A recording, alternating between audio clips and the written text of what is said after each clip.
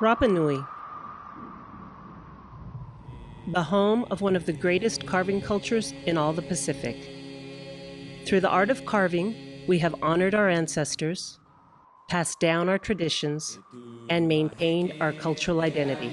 Our patrimonial heritage covers all the landscapes of our island, but many of our most amazing pieces have been collected and lost to museums all over the world, leaving the Rapa Nui people with photographs from books and images in documentaries.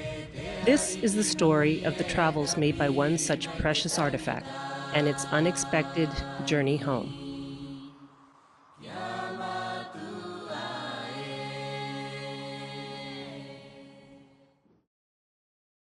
After the success of the first Tupuna project, involving the 3D scanning and exhibition of selected pieces from the University of Wyoming Rapa Nui collection, sights were set on other museums that hold some of the oldest known Rapa Nui carvings acquired in the 17th and early 1800s. The Hoki Mai project, Phase 2 of Tupuna, focused on one particular Moai Kavakava, E5308, found in the Peabody Essex Museum in Salem, Massachusetts. This work involved the detailed photography for photogrammetry and 3D laser scanning for 3D model building, as well as extensive research about provenance and how the carving was acquired. A vital part of this cultural heritage return process spotlights the Tu'uko'ihu Moai Kavakava legend, and finally sending a 3D copy of the ancient piece home to be the model for the carving of a modern replica.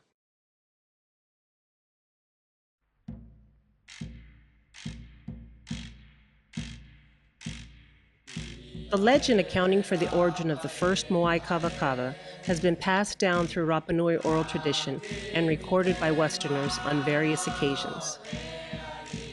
Analyzing the individual interpretations of the recorded versions can be useful not only for understanding the nature of the ritual function of the Kavakava, but also the revitalization of Rapa Nui language. Kavakava he Moai tarai te ariki. Te kia pe te ariki. E haere a ia I tō nara, e haere meiera, he te kei tua te maunga. I roto mana vai e a ngā te wārua e roa ia, mai roto te Kavakava ia mei.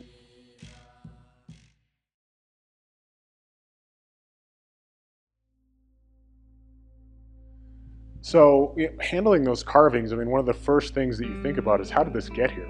You know, you couldn't possibly be much further away from Rapa Nui than Winston-Salem. I mean, it's not exactly on the other side of the planet, but it's pretty close to down the other side of the planet. So one of the ways that this would have been happening in the 1800s would be a whaling vessel or some kind of other mercantile vessel. And what scholars believe is that there were probably at least one of these types of vessels that made, port of call in Rapa Nui a year in the 1800s, much more than the previous century. So, we're talking about, potentially a lot of different vessels, but when we get to the point of when this object entered the collection at the Peabody Museum, that was the early 1820s. So that means that it's the very, very beginning of the century. And there are a relatively small number of vessels that we know of that were active and that made a port of call in Rapa Nui in that time.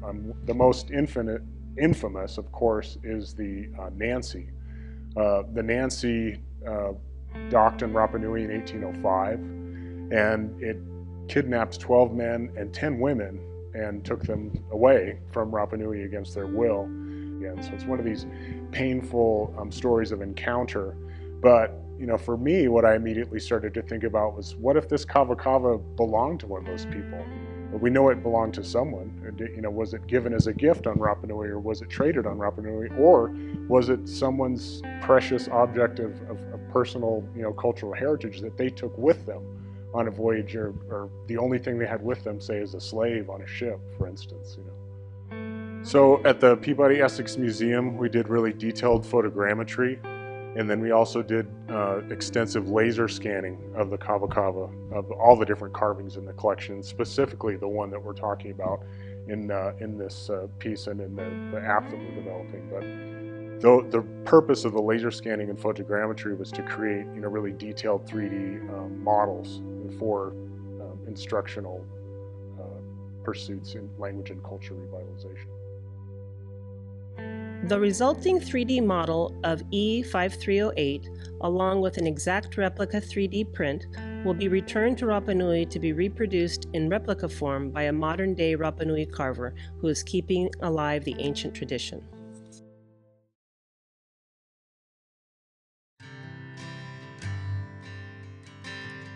Pau Heriveri has been carving Rapa Nui art since he was a young boy, and although today he works with modern tools, his talent has been passed down in the same way it was hundreds of years ago.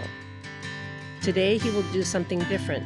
Using the 3D images and print, he will carve the exact replica of an image that hasn't been seen on the island for a very long time.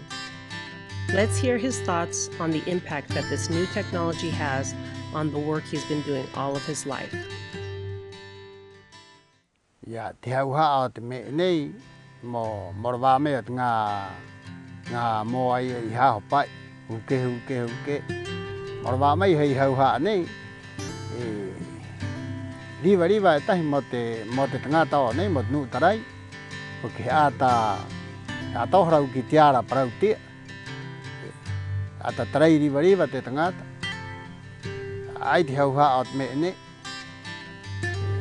ya tao mai te mana he Hoki ha ko mai te mana mau era prauti ai yo ye trai mai nei pero trai era rungi te puka pai ni vai mai ta me cao no ta me nei ta to cao nei tek ta runga heraro mu atu ta to irat ne he me nei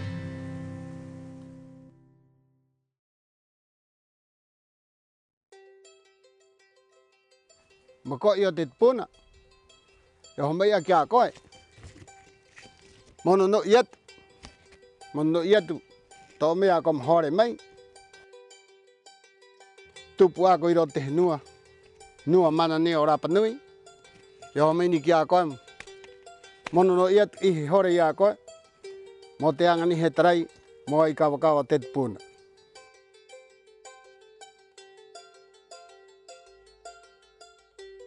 ita tu chor nei he ora tu kautek ha mat motrai ot miro en mot Kavakava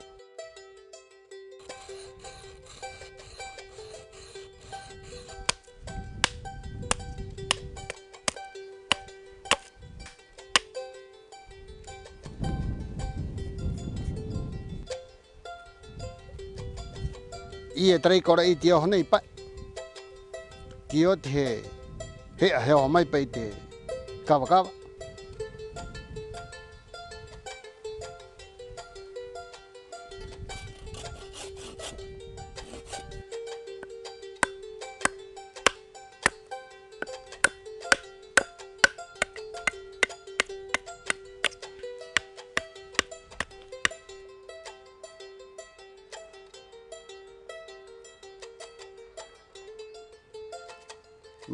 miro hio pero miro riva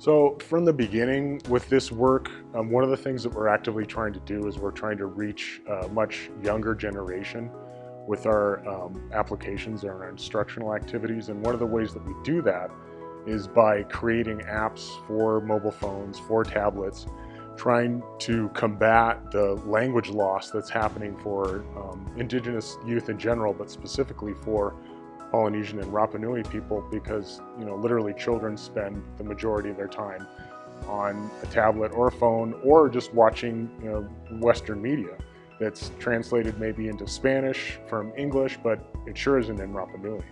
And so anything that we can do to push back against that and bring Rapa Nui language and cultural heritage into a new domain, into a new place where language can be learned, then that gives the language and those cultural heritage objects a new value to that young person that they wouldn't have had otherwise, because everything else in their world is coming from essentially a colonial foreign voice, and there's nothing to push back against that.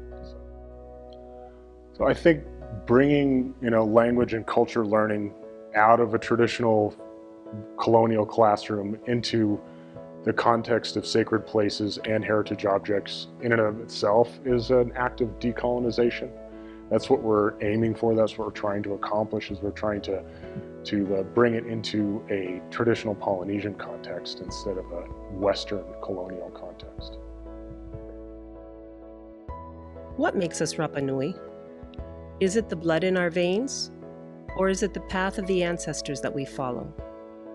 Perhaps it is our connection to this place that calls us to remember. To honor our ancestors requires us to honor ourselves and understand that our culture is living and dynamic. We are different, but the same. The modern world in which we live offers us the opportunities to pass on our culture in innovative ways different from our forefathers without losing the essence of our mana. This is Mana Tupuna.